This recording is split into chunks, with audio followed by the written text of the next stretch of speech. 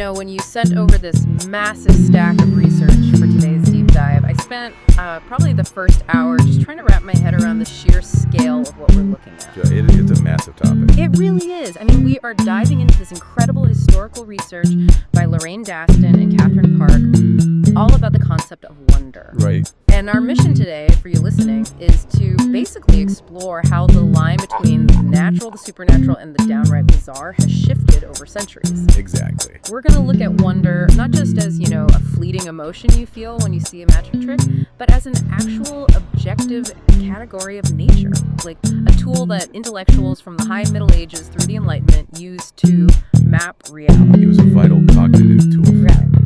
But before we get into the heavy philosophy, I want you to picture a scene with me.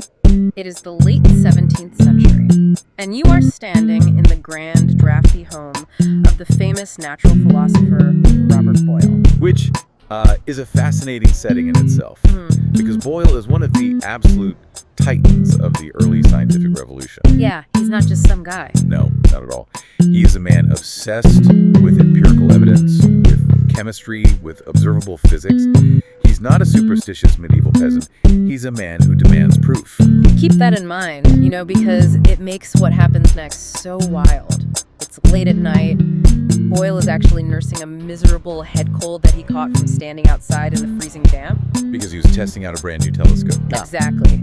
So he is exhausted. He's in his bedchamber, just unlacing his boots, ready to sleep. And suddenly his servant bursts into the room, and she is just completely terrified. Oh, yeah. She had gone down into the larder, the unlit, freezing cold storage room where they kept the food, and despite the pitch black darkness, she saw something glowing.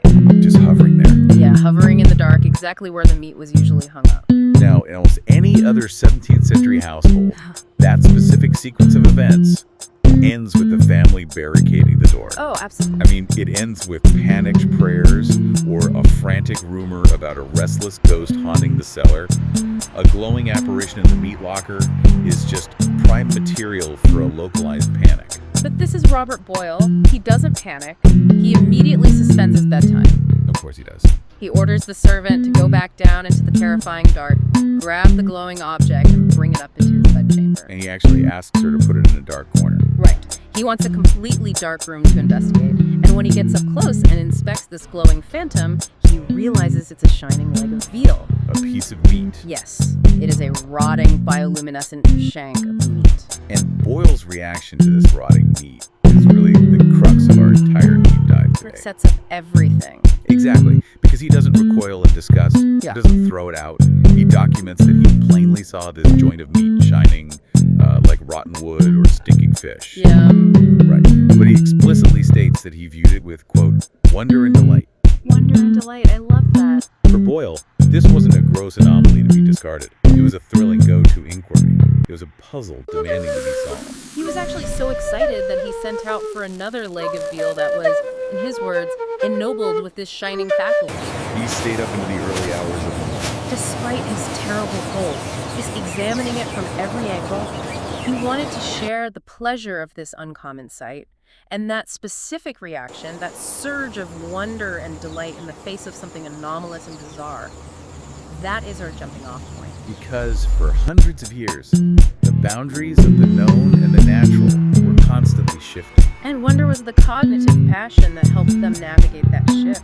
We really do diminish the concept of wonder today. We treat it as something trivial. Like, childish. Yeah, exactly. The feeling a kid gets looking at a soap bubble. But for medieval and early modern thinkers, wonder was a heavy-duty intellectual instrument. It really was. It functioned almost like the check engine light of the medieval scientific method. Oh, I like that. It signaled that you had reached the very edge of your understanding, the outermost limit of the natural order as you knew it. Okay, let's unpack this check engine light analogy. Because to really understand how Boyle got to a place where a glowing, rotting piece of meat triggered delight, we have to rewind the clock. Way back. Way back.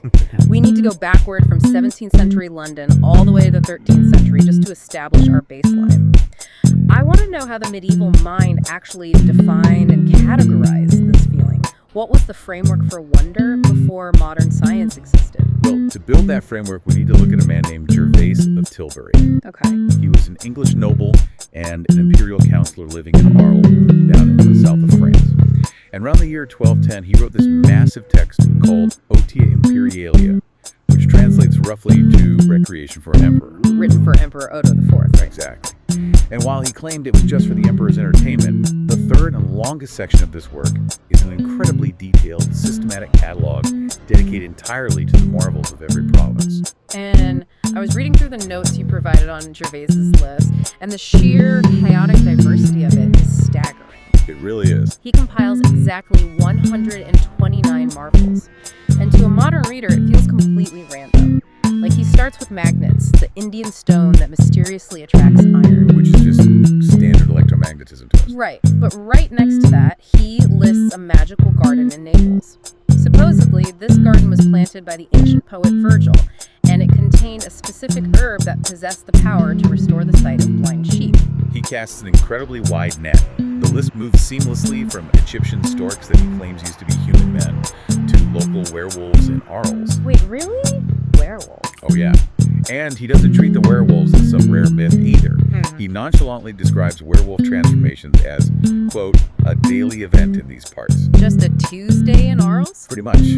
He also includes the mythical phoenix of the Atlas Mountains, the bird that builds its own funeral pyre, burns itself to ashes, and rises again. He documents Dracs, which were these local water spirits living in the Rhone River. The one that would transform into floating gold rings? Yes, just to lure greedy women and children into the current. That is wild. He even includes St. Veronica's napkin, the holy relic in Rome that supposedly holds the miraculous physical imprint of Christ's face. It's a huge mix. It is. If you take a step back and look at that list today, it feels like pure chaos. You have botany, electromagnetism, local folklore, geographical oddities, and high-level theological miracles, all crammed into a single filing cabinet. Yeah, it's a lot to process. When I first read this, I was thinking, is Gervais's book essentially a 13th century version of Ripley's Believe It or Not? Like, is it just a viral internet clickbait listicle, top 129 crazy things you won't believe exist, but somehow treated as high-end intellectual inquiry? I mean, that analogy captures the eclectic feel of the list perfectly. But we have to be careful not to project our modern filing system onto Gervais's mind. Okay, fair enough. To him, this wasn't a chaotic junk drawer of weird trivia. There was a profound, underlying philosophical coherence to this catalog. But not based on science. Right, that coherence wasn't based on the mechanisms of the objects. It was located entirely in the emotion that those objects evoked in the viewer. The wonder itself. Exactly. In his preface, Gervais lays out the psychological architecture of wonder. He argues that the human mind inherently burns to hear and take in novelties. We love new stuff. We are magnetized by things that are rare, and specifically we are drawn to things where we are completely ignorant of the cause. He explicitly defines the formula, doesn't he? He says we marvel at things first because they represent a variation in the normal course of nature, and second, because our ignorance of the cause makes the phenomenon inscrutable. Rarity plus ignorance equals wonder. It's a great formula. And that psychological formula was deeply embedded in their language. If we trace the etymology of the word wonder itself, we uncover something really beautiful about how they viewed this emotion. Oh, I love a good etymology deep dive. So in Latin, the emotion of wonder was called admiratio, and the objects that triggered it were called mirabilia. Linguists trace those Latin terms all the way back to an ancient Indo-European root, meaning to smile. Okay, so the physical, involuntary act of smiling in delight is literally hardwired into the linguistic DNA of the Romance language's words for marvels. Exactly. You can see it surviving today in the French word merveille or the Italian meraviglia. The word itself implies a delightful, smiling surprise. And then you have the Germanic root, the word wunder, which brings a slightly different flavor. How so? Its origins are a bit more contested, but it generally relates to concepts of extreme intricacy or complexity. Okay. So when you synthesize those two linguistic traditions, you get a highly specific emotional profile. Wonder is the experience of encountering something incredibly complex or intricate, and responding not with fear or confusion, but with a sudden smile of awe and delight. What strikes me about Gervais' framework is his sophisticated understanding that wonder is a completely relative experience. It's completely subjective. Right. It is not an absolute objective property of the glowing veil or the magnetic stone. The wonder depends entirely on the baseline knowledge of the person looking at it. Yes. He actually borrows a brilliant example from St. Augustine to prove this point using quicklime. It's a perfect example. He points out that if you take quicklime and throw it into cold water, it violently catches fire. From a purely objective standpoint, cold water causing a rock to burst into flames is an insane, reality-breaking chemical reaction if you don't know the thermodynamics behind it. Yet Gervais observes that absolutely nobody in medieval Europe marvels at quicklime catching fire. Because they're used to it. Exactly. The reason is simple. Quicklime was a ubiquitous material used constantly in daily construction to make mortar. It was customary. It was familiar. The sheer repetition of the event raised the wonder. So familiarity kills the marvel. Right. But, Gervais argues, if a traveler arrived from a faraway kingdom and announced that they had discovered a magical stone in India that ignited when submerged in cold water, Oh, Europeans would be absolutely stupefied. They would view it as a miracle. because their baseline of normality shifts the moment you change the context.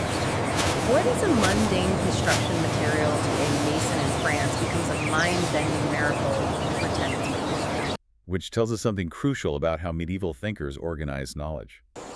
Today, we rigidly compartmentalize. We put the magnetic stone in the university physics department. And the werewolf in the folklore or literature department. Right. The holy relic goes to the theology department, and the sheep-curing herb is in the botany department. We organize by cause and mechanism. But Gervais organized by human reaction. If an object, regardless of its origin, made the emperor smile with that specific blend of ignorance and awe, it belonged in the book. Exactly. So if wonder requires novelty and rarity, if familiarity kills the marvel, like with the quicklime, then you logically aren't going to find many marvels in your own backyard. You have to look elsewhere. You are forced to look outward. You have to scan the horizon.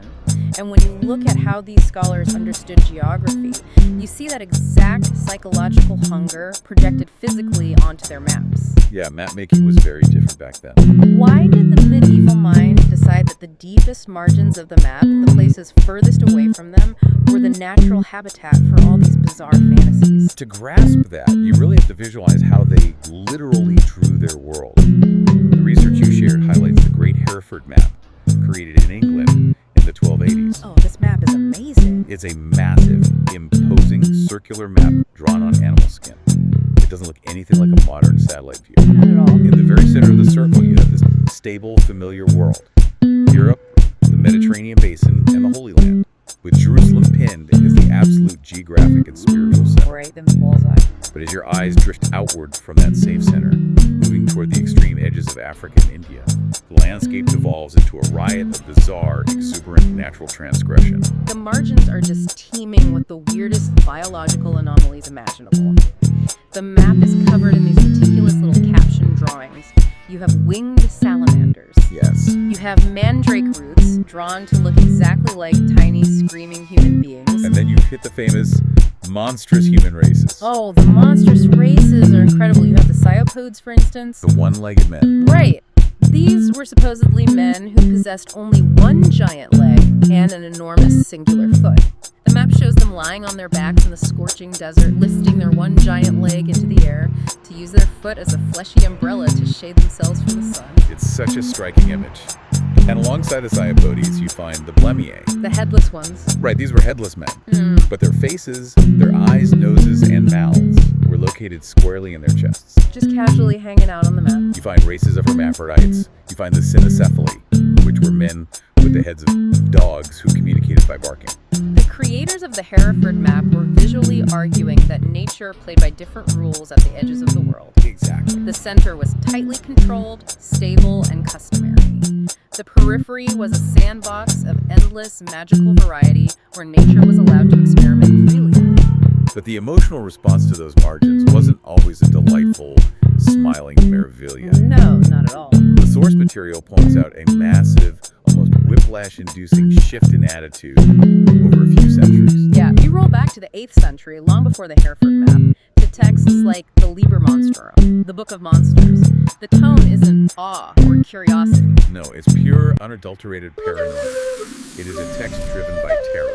The author of the Liber Monstrum is incredibly transparent about his emotional state. He explicitly states his goal is to catalog the things that evoke the greatest terror in human life. He actually likes the act of writing his book, diving into a dark, suffocating sea swarming with deadly leviathans. He's cataloging giant flesh-eating ants, vicious harpies, and cannibalistic tribes. There's one entry in that 8th century text that feels like pure medieval nightmare fuel. Oh, the mimics in the Red Sea. Yes, he describes a race of beings living on an isolated island in the Red Sea. These creatures possess an uncanny ability to perfectly learn and mimic the language of any passing nation. But they don't use this skill for diplomacy. No, they stand on the shoreline and call out to passing sailors, using the actual names of the sailors' friends and acquaintances just to lure them off their ships. So they can tear them apart and eat them raw. It's terrifying. That is legitimately a horror movie plot. It is a profound, visceral expression of xenophobia. In the early medieval period, the East was largely a terrifying blank space on the map. It was an unknown void frequently associated with heavily armed religious and military adversaries. The margins weren't a place of wonder. They were where the monsters lived that wanted to destroy Christendom. But as we move forward to the 13th and 14th centuries, that terror evaporates almost entirely. It's a huge shift. It really is. It is replaced by an ecstatic, romantic, and almost greedy fascination with the East. But how does an entire civilization's psychology flip like that? How do you go from the dogmen are going to mimic our language and eat us raw to, oh, look at the majestic one-footed umbrella man shading himself by the river? What changed? Well, the catalyst was a massive geopolitical shift, the Pax Mongolica, or the Mongol Peace. Okay. Genghis Khan and his successors had conquered an unprecedented amount of territory, creating a unified, relatively stable empire stretching from Eastern Europe all the way to Asia. So they essentially paved the way. Exactly.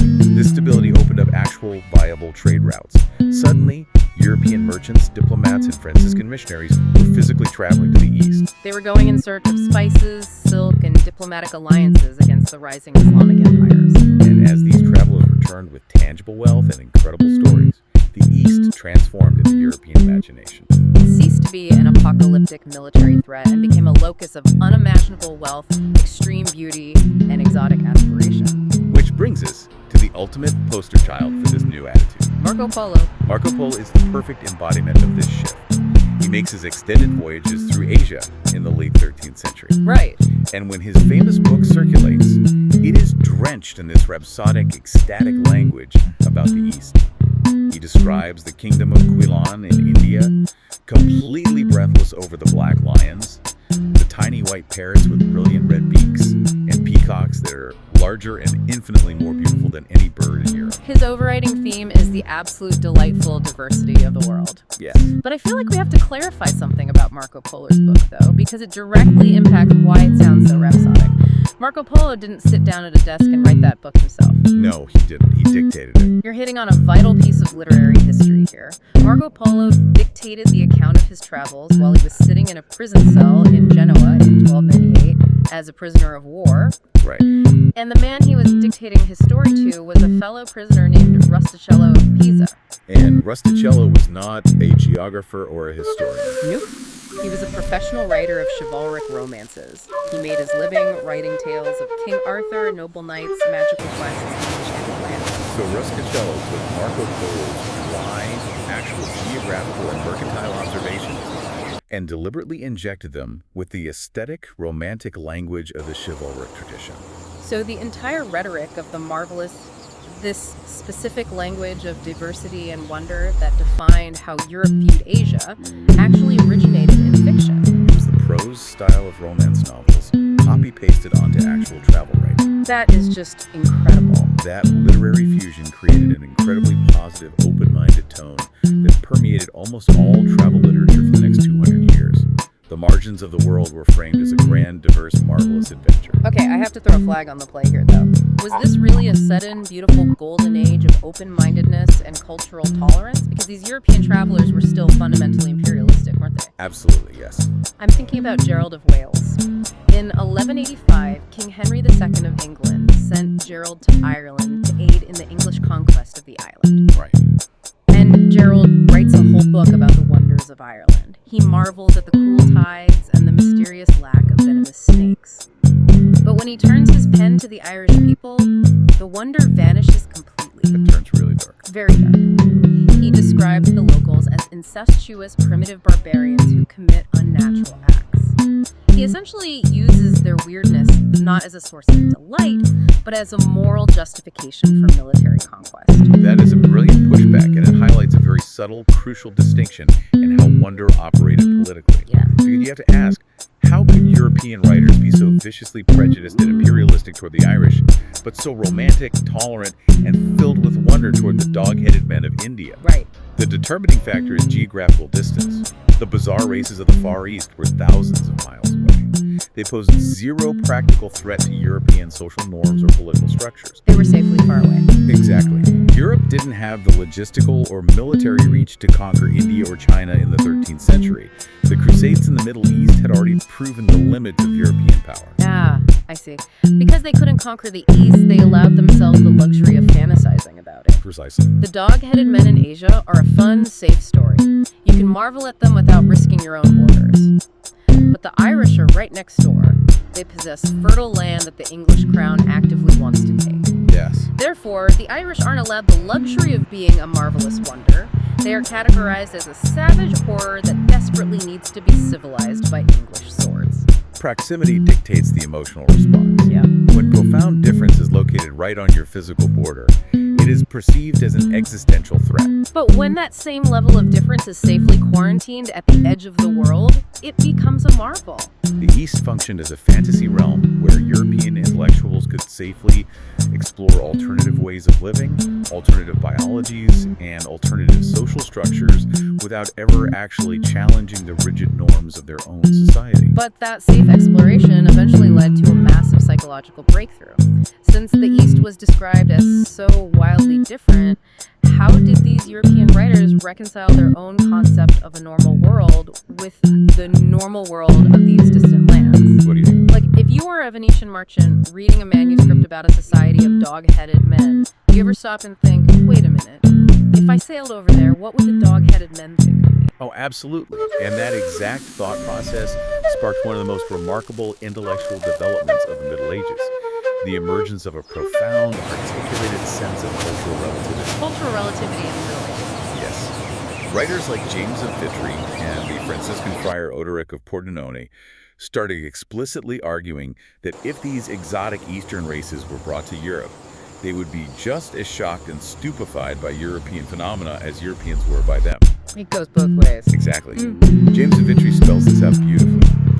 He writes that if we encountered the Cyclops, who only have one eye, we would view them as monsters. But the Cyclops would undoubtedly marvel at us for the strange redundancy of having two eyes. That's amazing. He says we consider the pygmies to be bizarre dwarfs, but if they looked at us, they would judge us to be freakish, terrifying giants. He even notes that Europeans consider black Ethiopians ugly, but among the Ethiopians, the darkest skin is judged the pinnacle of beauty. I have to admit, for you listening, that completely subverts my assumptions about this era. That's people's assumptions, yeah. We culturally stereotype the Middle Ages as the Dark Ages, a period of rigid, dogmatic, closed-minded thinking where everyone believed the Earth was flat and anyone who looked different was burned as a heretic. But what you are describing is a highly sophisticated, deeply modern anthropological empathy. These writers are essentially stating outright, weird is just a matter of perspective.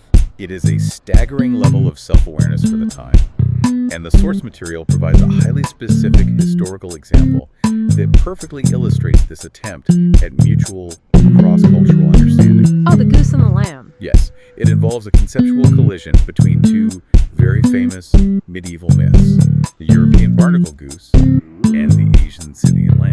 I am obsessed with this example. Okay, let me set the stage for the European side because it is wild. Go for it. So in Europe, there was a widespread, deeply held belief that in the remote waters of Ireland, there were trees that grew right on the shoreline. And instead of producing apples or pears, the branches of these trees grew barnacles. Barnacles. Yes, barnacles. And as the barnacles matured, they would open up and hatch into fully formed living geese that would just drop down into the water and swim away. Quite visual. So you have a biological mechanism where a bird grows like a fruit on a tree. It sounds absurd to us, but it was likely based on people observing driftwood covered in gooseneck barnacles. Right.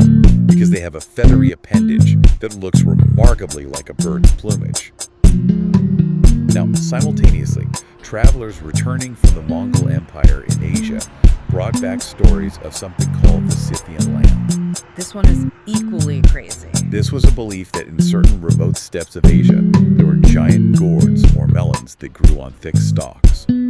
When the gourd finally ripened and cracked open, there was a tiny, fully formed, living lamb inside. Attached by an umbilical cord. Yes, attached to the stalk by an umbilical cord. The lamb would graze on the grass in a circle around the plant until the grass was gone, and then both the plant and the lamb would die.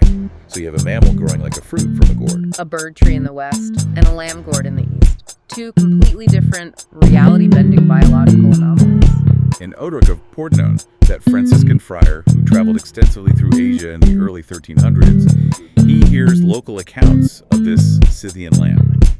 Now, a dogmatic thinker would immediately dismiss it as pagan nonsense or demonic illusion. Right, burn it with fire. But Odoric doesn't. He writes in his journal that while a lamb growing in a melon might seem incredible to a European, he considers it entirely possible. Why? Because, he notes, back home in Europe, we have trees that produce living birds in Ireland. He uses the marvel of his own local culture to validate and accept the marvel of his country. There is a gorgeous visual representation of this exact concept that Daston and Park mention in the research. It's an illustration from a heavily illuminated collection of travel narratives produced around the early 15th century by a famous Parisian workshop known as the Bouscat Master. Yes, the Bouchicot Master. The image depicts a peaceful meeting between a group of European merchants and a group of Asian merchants. The Europeans are holding out a tree branch covered in hatching barnacle geese, and the Asian merchants are proudly holding out a leafy stalk bearing a Scythian lamb. And they are actively trading them with each other. That image is just a masterpiece of conceptual art. It is an act of respectful, mutual equality. It visually represents the necessary mental accommodation that these long-distance merchants and diplomats were forced to develop. Right, because of trade. Think about it practically. If you are a Venetian merchant trying to negotiate a highly lucrative trade deal for silk in the Kingdom of Quilon, you simply cannot afford to be a rigid, closed-minded xenophobe. You'd lose the deal. Exactly. You have to accept that value, much like wonder, is entirely created by scarcity and local context. In Europe, pepper was incredibly rare. It was a luxury item locked in strong boxes. But in Quilon, pepper was practically as common as dirt. To do business successfully, you had to understand and respect their baseline of reality. It is deeply ironic, but incredibly cool, that the raw mechanics of commerce and diplomacy essentially forced medieval Europe into a state of open-minded empathy. It really did. But that raises a massive question for me. If these geographical marvels, the dogmen, the lamb gourds, were being treated as exotic pleasures, as romantic novelties by merchants and courtiers, how on earth was the church handling this? Oh, the church. Yeah, because the Catholic Church was the ultimate overarching authority of the time. Were the bishops and theologians panicking about all these wild, border-pushing ideas flooding into Europe? They weren't panicking in the slightest. In fact, the church didn't reject these marvels. They actively weaponized them. Really? Yes, they integrated these bizarre anomalies directly into the core of their theology. And once again, the intellectual foundation for this maneuver was laid by St. Augustine way back in the 5th century in his monumental work, City of God. Augustine was arguably the greatest rhetorician of his age. But how exactly does a theologian use a two-headed snake or a fire-breathing mountain to talk about the nature of God? He uses them to tackle the problem of skepticism. Okay. In Book 21 of City of God, Augustine is attempting to logically explain the concept of eternal damnation to highly educated, skeptical Roman intellectuals. These skeptics are arguing using early physics and basic thermodynamics that a physical human body simply cannot burn forever in the fires of hell. Because fire consumes fuel. Exactly. Eventually, the body must turn to ash and the suffering must end. To them, eternal hellfire violates the foundational laws of physics.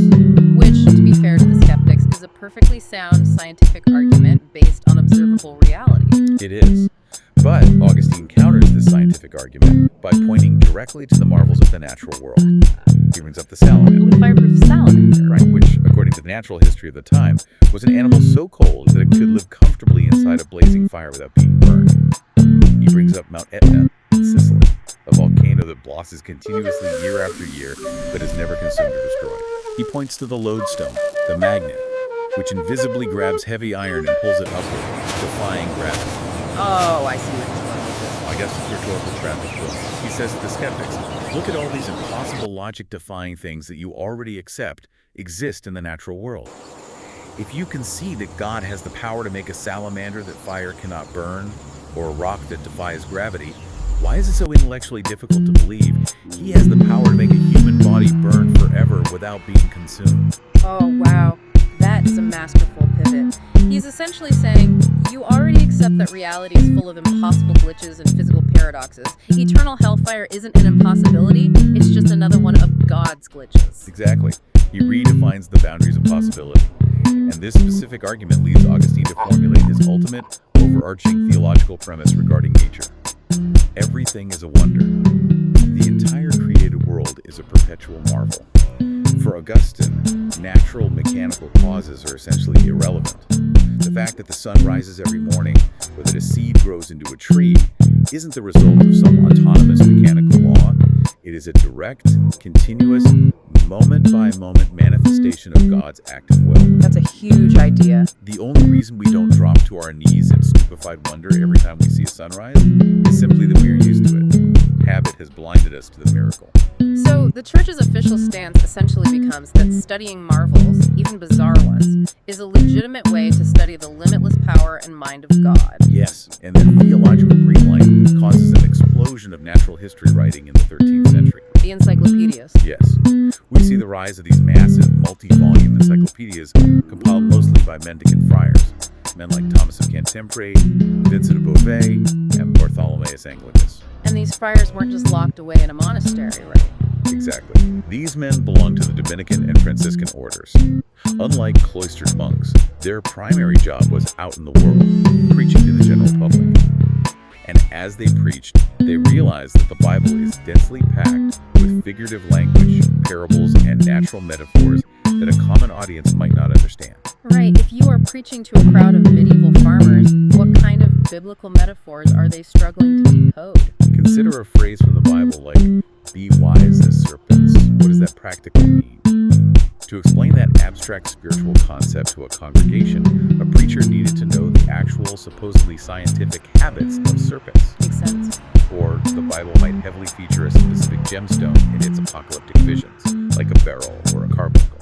A preacher needed to know that a carbuncle was widely believed to shine autonomously in the dark, because that physical property perfectly illuminates the spiritual metaphor of light in the darkness. So these encyclopedias were like reference guides for sermons. Exactly. These friars undertook the Herculean task of compiling these massive encyclopedias of natural history cataloging both the mundane and the marvelous, to serve essentially as decoder rings for biblical metaphors. I love that idea, encyclopedias as decoder rings for the Bible. But I have to imagine that sifting through thousands of Latin entries about the habits of bugs, the properties of rocks, and the anatomy of mythical beasts could get incredibly dry. What was the emotional tone of these encyclopedias? Were they just sterile reference books? This is where we see a fascinating emotional evolution within the church. Augustine's version of wonder, back in the 5th century, was always heavily tinged with fear. Right, the whole hellfire thing. It was awe-inspiring, yes, but it was designed to remind you of God's terrifying, boundless power to, as we discussed, burn you alive forever. It was a heavy anticipated wonder. But by the time we reached the 13th century, with a writer like the Dominican friar Vincent of Beauvais, the emotional weather has completely changed. Vincent's massive encyclopedia is titled The Speculum Naturae, the Mirror of Nature, and his prose is suffused with a joyful, appreciative, almost tender wonder. That sounds lovely. It is. In one chapter, he marvels at the immense, staggering size and power of the elephant, and in the very next breath, he marvels with equal passion at the tiny, intricate anatomy of a gnat. From the elephant to the gnat? For Vincent, the world isn't an intimidating display of terrifying power. It is a divine museum engineered specifically for human pleasure, contemplation, and delight. And what's truly amazing is how these books evolved over time. They started out as strict practical reference manuals chained to a desk for priests to use while writing Sunday sermons, but eventually they sleep the leash of the church entirely. They get very popular. They get translated from dense Latin into the vernacular, into conversational French and English. They get filled with gorgeous, wildly ridiculously expensive hand-painted illustrations, and they end up as high-status coffee table books for the French nobility. King Charles VI of France famously owned a beautifully illuminated vernacular copy of one of these encyclopedias. Wow. As these texts migrated from the monastery into the secular aristocratic courts, they naturally shed a lot of their heavy didactic religious framing. They became objects of pure intellectual fascination and social status, but the core underlying assumption remained intact. That the physical world is a mirror. Exactly. The physical world, in all its weirdness, was a readable text. It was a mirror reflecting the divine intellect. Okay, let's pull back and synthesize what we've covered so far. We've established that if an entire species is weird, like a whole distant race of one-footed umbrella men or a whole species of fireproof salamanders, that is classified as a marvelous species. It expands the boundaries of the world. It enhances the rich tapestry of God's creation, and it evokes that smiling delight. But what happens when the anomaly isn't a species living thousands of miles away? What happens when the anomaly is a bizarre birth that happens right down the street in your own village? This brings us to a profound, razor-sharp conceptual distinction that medieval thinkers relied on to maintain their sanity. It is the absolute distinction between a marvelous species and a monstrous individual. Okay. Or, to use their precise terminology, a marvel versus a prodigy. To make this abstract concept deeply concrete for you listening, imagine you are seeing a highly detailed drawing of a tiger for the very first time in your life. You've never seen one, you didn't know they existed, but you're told there is an entire jungle full of them far away in India. Right. That tiger is a marvelous species. It expands your worldview, it makes you feel wonder. Now imagine your own pet cat living in your own house suddenly gives birth to a two-headed kitten. Completely different scenario. That is a monstrous individual, a prodigy. It doesn't expand your world, it violently shatters your understanding of how biology works. Why does the human emotional response switch so violently from delightful wonder to absolute visceral horror? To understand that violent switch from wonder to horror, we have to look at a massive shift in how medieval Europe understood science. In the 12th and 13th centuries, newly translated works of Aristotle, along with extensive commentaries by brilliant Arabic natural philosophers like Avicenna and Averroes, flooded into Western European universities. The rediscovery of Aristotle. Yes, and these texts introduced a highly disruptive, incredibly powerful philosophical idea. The concept of autonomy. Let's slow down here. When you say an autonomous state, you mean the idea that nature has its own built-in rules, its own internal physics, its own chain of cause and effect that basically runs on autopilot? Precisely. This was a direct challenge to the older Augustinian view. Remember, Augustine believed God was actively micromanaging every single raindrop and every single sunrise. Right, no autopilot. But this newly imported Aristotelian philosophy argued that God, in his infinite wisdom, set up the complex laws of nature at the dawn of time, and then took a step back to let those laws run on their own. Things happen in the physical world because of predictable, observable chains of natural causes. So if nature is running on a predictable, autonomous autopilot, where does the two-headed kitten fit into the equation? Is it just a random glitch in the machine? Thomas of Cantimpré actually addresses an almost identical biological scenario in his work, but he uses snakes instead of cats. He writes about the Ansabina, which was a legendary exotic snake residing in Africa that naturally possessed a head at both ends of its body. Yikes. Thomas categorizes this as a marvelous species. It reproduces. It has stable, predictable properties. It is an intentional part of nature's autonomous overarching design. But then you contrast the Ansabina with a two-headed snake born locally in Europe from a single egg yolk. Ah, a local monster. Thomas is highly educated. He cites Aristotle directly, explaining the exact biological mechanical cause of the monster. He knows it is caused by two seeds gestating in one uterus without a proper dividing wall. Wait, so he actually understands the cellular biology of conjoined twins? He understands the mechanical cause, yes, but, and this is the absolute crux of the medieval mindset, even if they perfectly understood the biological mechanism, the occurrence of this specific error right here, right now, is not viewed as a random accident. Because there are no random accidents. Right. If nature usually runs smoothly on predictable autonomous laws, a local monstrous birth means that God has deliberately reached down and hit the override switch. God has intentionally suspended the laws of biology in your village to send a very specific, urgent message. A message. A targeted warning. Which pushes us perfectly into the dark, terrifying side of anomaly. When wonder metastasizes into terror, because if the creator of the universe is hitting the override switch on the laws of physics, he's usually not doing it just to say hello. You're hitting on the core tension there. This is the realm of horror's importance. Isidore of Seville, writing centuries earlier, laid down the theological definition that would hold immense power throughout the entire Middle Ages. And what was that definition? He argued that Portent's monsters aren't actually against nature, because logically nothing God wills can be against nature. God is nature. Right. But they are against known nature. They are ruptures in the customary fabric of reality, and they occur almost exclusively to foretell impending misfortune. They are divine alarm bells ringing in the physical world. And if you read the history books and chronicles from this period, they are absolutely deafening with these alarm bells. Every time something catastrophic happened, a plague, a war, a famine, the chroniclers would point back to a prodigy that had supposedly warned them it was coming. It was constant. In 1066, a massive, terrifying comet appeared in the sky over Europe. And shortly after that, the bloody Norman conquest happened, and the social order was upended, and King Harold was killed with an arrow to the eye. Halley's Comet. Yes. And that comet was considered such a vital causal omen that it is actually woven into the famous Bayeux Tapestry right alongside the invading armies, with a caption explicitly stating that the people wondered at the star. And it wasn't just distant cosmic events like comets or eclipses. The Portents were often intimate with biology. Like the Léon Revolt. Yes, Guibert of Nogent, a French abbot, wrote a detailed account of a violent, catastrophic political revolt that tore apart the city of Léon in the year 1116. The city's bishop was murdered in the streets. Guibert explicitly notes in his history that just a few days before the massacre began, a baby was born in the city that was double down to the buttocks. Oh, man. It had 2 heads, 2 upper bodies, 4 arms, but merged into a single set of legs. Guibert doesn't present this as a tragic medical anomaly. He presents this double-bodied infant as the undeniable biological presage to the political disaster that immediately followed. There is a truly heartbreaking, documented case from Florence in the year 1317 that shows how deeply this fear penetrated society.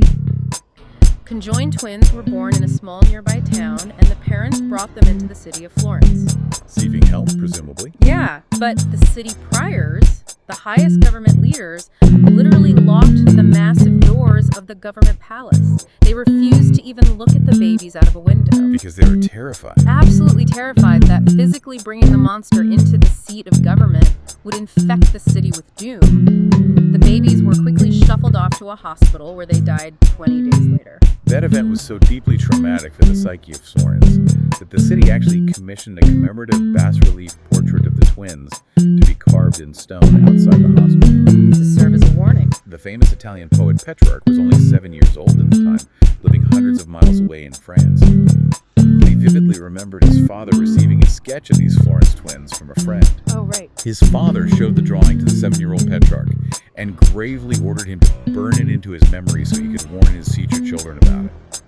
That is how deeply ingrained, how generational this fear of the prodigy was. But the ultimate horror, the specific type of anomaly that caused the most visceral, violent disgust in the medieval mind, wasn't conjoined twins or comets, it was animal-human hybrids. Yeah, that crosses a major line. And to understand this, we have to look back at Gerald of Wales again. He wrote a deeply disturbing account of a woman in Ireland who allegedly had sexual relations with a goat and produced a hybrid, half-human, half-animal offspring.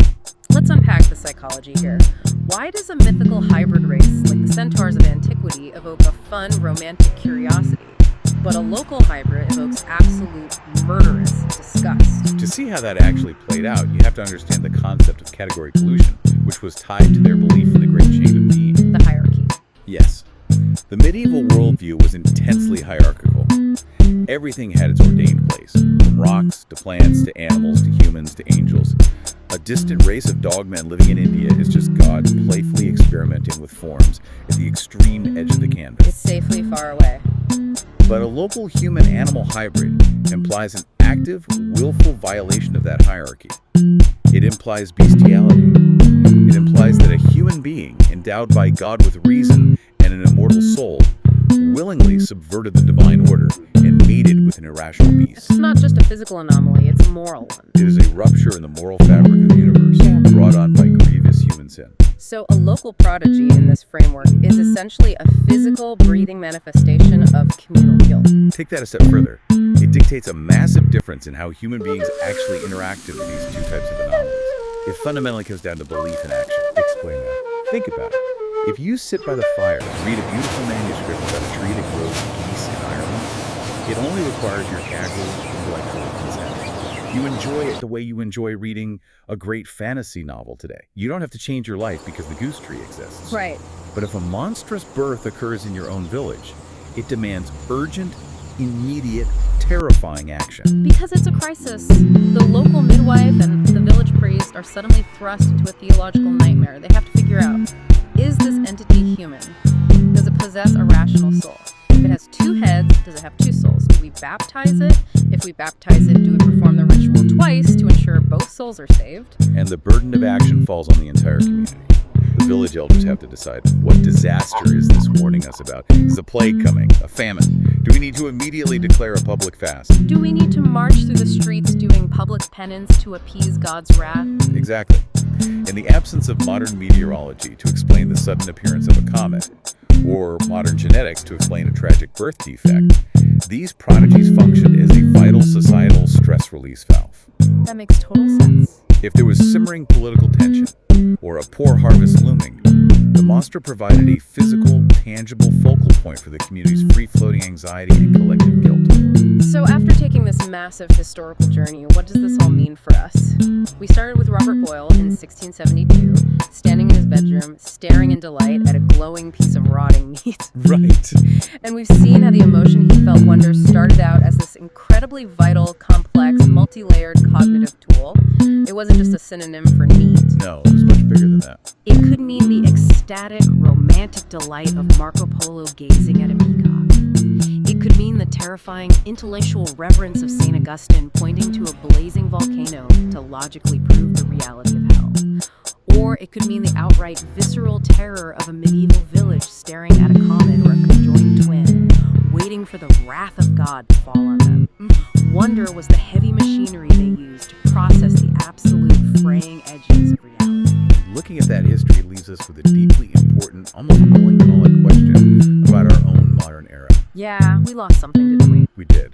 Sometime after the Enlightenment and the scientific method became our dominant lens, science essentially exiled wonder from its official toolkit. If you dig into the source material you provided, or if you look at a modern scientific paper published today, you will never find the words wonder or delight or stupefied in the abstract. No, you'll find data points. The modern scientific method demands cold, detached objectivity. Over the centuries, wonder became associated with the vulgar, the amateurish, the uneducated, and the childish. We categorize everything. We map the genome. We explain the thermal causes of the volcano. And in doing so, we flooded the world with fluorescent light and banished the deep shadows where wonder used to live and breathe. But in making that trade, did we lose a crucial way of engaging with the world? When we stopped viewing the universe as a vast, unpredictable tapestry of marvels, when we stopped allowing the unexpected to disrupt our perfectly categorized lives, did we gain absolute factual clarity at the tragic expense of our capacity to be truly, profoundly astonished? It's the ultimate trade-off of modernity. We gained immense predictability, safety, and technological control, but we lost that daily, visceral connection to the sheer, absurd improbability of existence. Medieval minds saw a simple lodestone pulling a piece of iron and smiled in awe at the intricate, mysterious complexity of creation. We see a magnet, understand the electron spin, and use it to stick a dry cake. Which brings us to our final thought for you, the listener, as you go about the episode. Sometime today, I want you to find something completely, utterly mundane. Maybe it's the blue flame clicking on your gas stove, or the way rainwater beads up on the hood of a car, or even just a pigeon walking on the sidewalk. Just something completely ordinary. Exactly. And I want you to try, just for a moment, to completely strip away your modern knowledge of the physics, the surface tension, or the evolutionary biology behind it. Try to look at that mundane object through the eyes of a 13th century encyclopedist. Look at it as an absolute, inexplicable, jaw jaw-dropping marvel of existence. And see if you can feel that ancient Indo-European urge bubble up inside you, the urge to simply smile and wonder. Meet your new doll. I finally got you. We're gonna play forever. No, please, don't hurt me. The forest holds its breath now on a bed of mossy ground. Tiny lights begin to gleam like a waking, living dream. Oh, the fungus turns to starlight, a whisper in the endless night, a quiet, luminescent grace illuminating time and space. Finally got you. We're gonna play forever. No, please, don't hurt me. Meet your new doll. I finally got you. We're gonna play forever. No, please, don't hurt me.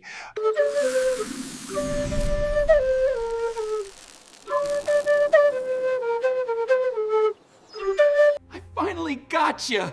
We're gonna play forever. No, please, don't hurt me.